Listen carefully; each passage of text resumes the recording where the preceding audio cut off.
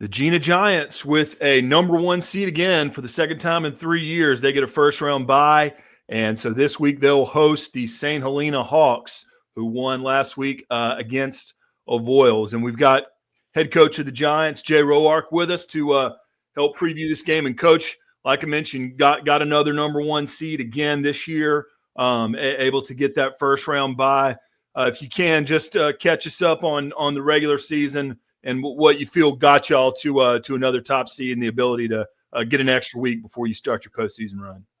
Well, we had a pretty good year. Our kids really believed the entire time, overcame some adversity within games, overcame some adversity when we lost a big one to Tioga that kids really wanted to win, and came back and played well and was able to pull off wins against a good Marksville team, very good Bunkie team.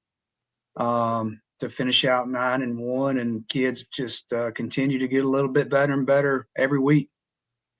Yeah, and you mentioned that schedule. I believe 8 out of your 10 regular season opponents ended up making the playoffs, in their respective brackets. And again, this year with Hatcher and Wilson and McPherson there in the backfield and Cooper on the outside, the offense has been a key part, several 50, 60-point games. And how do you feel that in totality, offense, defense, everything kind of compares to some of these previous teams, and how that how that sets y'all up for this year in the playoffs? Well, I think offensively, it's probably the best offense we've ever had. With a junior and senior running back that's a 3 and 4 year starter, and big backs that both can run, and we got.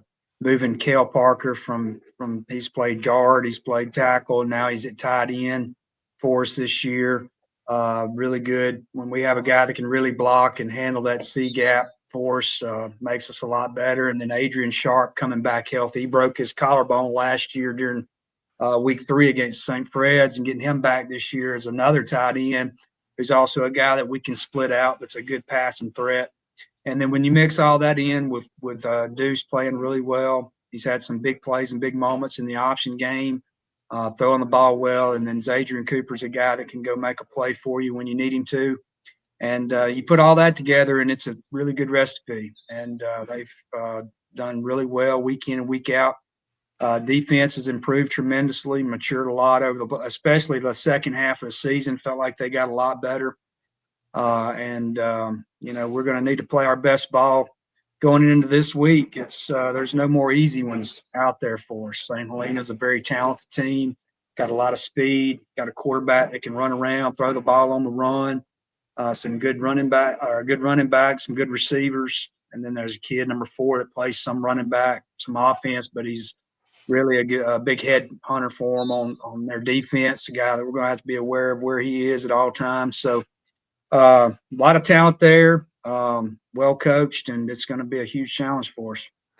If I can, I want to ask you again, further about that defense, particularly where you've seen improvement. You did finish off the regular season with a shutout and held Caldwell to single digits before that, and defense was able to do what it needed to do, get some turnovers against Bunkie as well in that road game. But if you can talk a little bit more about your defense and the type of improvement that you've seen that will help them in the postseason. Well, I think the biggest difference is just confidence and knowing what they're doing. A lot of times, when you're not real confident in your assignment, you play slower and you're thinking too much, and they've kind of gotten better at knowing exactly what they're doing. So now it's just instinct. They're going playing ball and flying around, and you got guys like Brian Evans, who's a sophomore that came on in his first year starting. That's turned out to be a great leader for us as a very young player for us. Xavier Browns has really improved at the safety position, done a great job for us. Jonas Jenkins started tackling really well, covering really well at the cornerback position, and ended up, I think, 4 interceptions in the second half of the season. And then we got a freshman, Ken Jones, is really improved, came in, starting about week 7, and has gotten better every week. And then we got a lot of defensive linemen that are rotating in and getting those guys fresh. We had 2 come back late in the year. Nolan Williams towards ACL last year in the semifinals, and then kind of had surgery late. So we just got him back full steam probably about 3 or 4 weeks ago, where he's really getting a lot of quality reps. And then, of course, Bubba Stevens is back.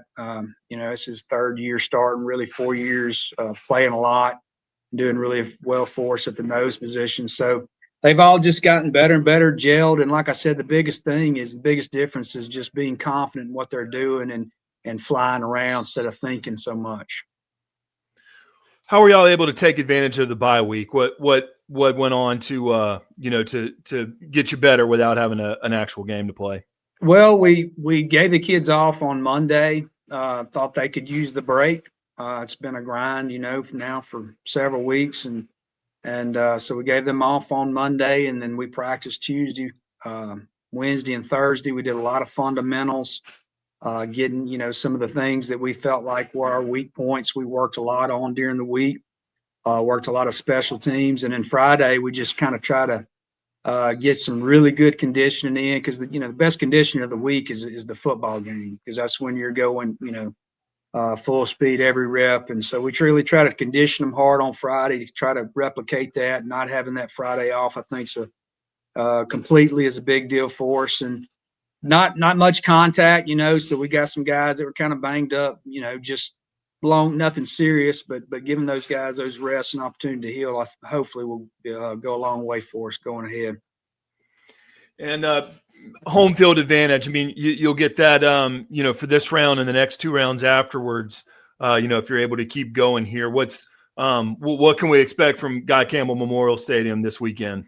It should be rocking. I hope, the weather has been kind of looking like it could be bad towards the end of the week, but I think it's kind of backing off a little bit. I hope that trend continues. But look, I'd put our fan base up against anybody. We're excited about it. The fans are excited about it. And we definitely going to need everybody to come out and support the Giants on Friday night and be as loud as they possibly can. Well, the Giants will get that home game, and if able to take down the Hawks, they will get to play at home the rest of the way until they make it to the Superdome. Coach Roark, we thank you so much for your time helping us preview this game, and hopefully we're talking about the quarterfinals this time next week. Yes, sir. Thank you for covering us. Yes, sir. Go Giants.